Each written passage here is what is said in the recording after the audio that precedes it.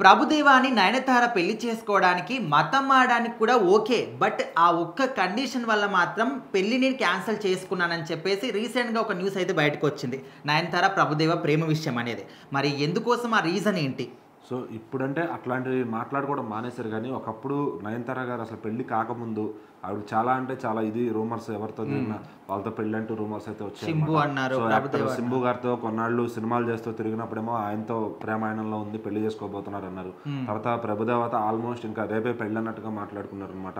అయితే ప్రభుదేవతో పెళ్లి కావాల్సి ఉంది కానీ ఎందుకు క్యాన్సిల్ అయింది అంటే, సో ప్రభుదేవ గారి నుంచి కొన్ని కండిషన్స్ వచ్చాయట.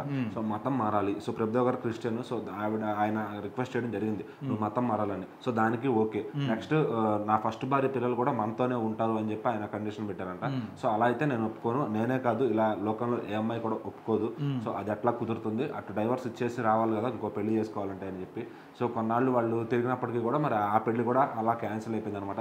తర్వాత ఆవిడ మళ్ళీ విఘ్నేష్ శివన్ గారు డైరెక్షన్లోకి రావడం, ఆ సినిమా నేనే రౌడీని సినిమా తీయడం, సో ఇవన్నీ వరుసగా జరిగిపోయాయి. ఆ సినిమా క్రమంలో వాళ్ళు ప్రేమలో పట్టడం, తర్వాత పెళ్లి చేసుకోవడం, వాళ్ళిద్దరికి కమల పిల్లలు పుట్టడం, వాళ్ళు కూడా మళ్ళీ విడిపోతారని వార్తలు అయితే వచ్చాయి కానీ వాళ్ళు ఇప్పుడు హ్యాపీగానే ఉన్నారనమాట. సో నయనతార గారు లేడీ సూపర్ స్టార్గా తమిళనాడులో ఎన్నో సినిమాలు చేసుకుంటూ, సో మంచి మంచి సినిమాలు సెలెక్ట్ చేసుకుంటూ వెళ్తూ ఉన్నారనమాట.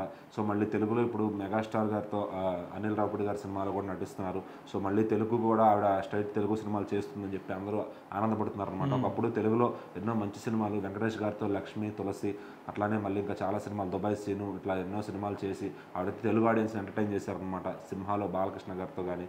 సో మరి చిరంజీవి గారితో జతకట్టలేదు, నాగార్జున గారితో బాస్ కూడా చేశారు కానీ చిరంజీవి గారితో ఆవిడ చేయలేదు. సో ఇప్పుడు నా నలుగురు హీరోల్ని కవర్ చేశారని ఒక పేరు అయితే వస్తుంది అనమాట ఖచ్చితంగా.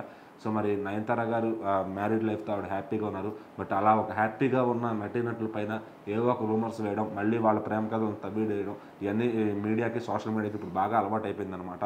సో మరి ఏదేమైనా ఆ విషయాన్ని అయితే ఇప్పుడు అందరూ కూడా నెమరేసుకుంటున్నారు.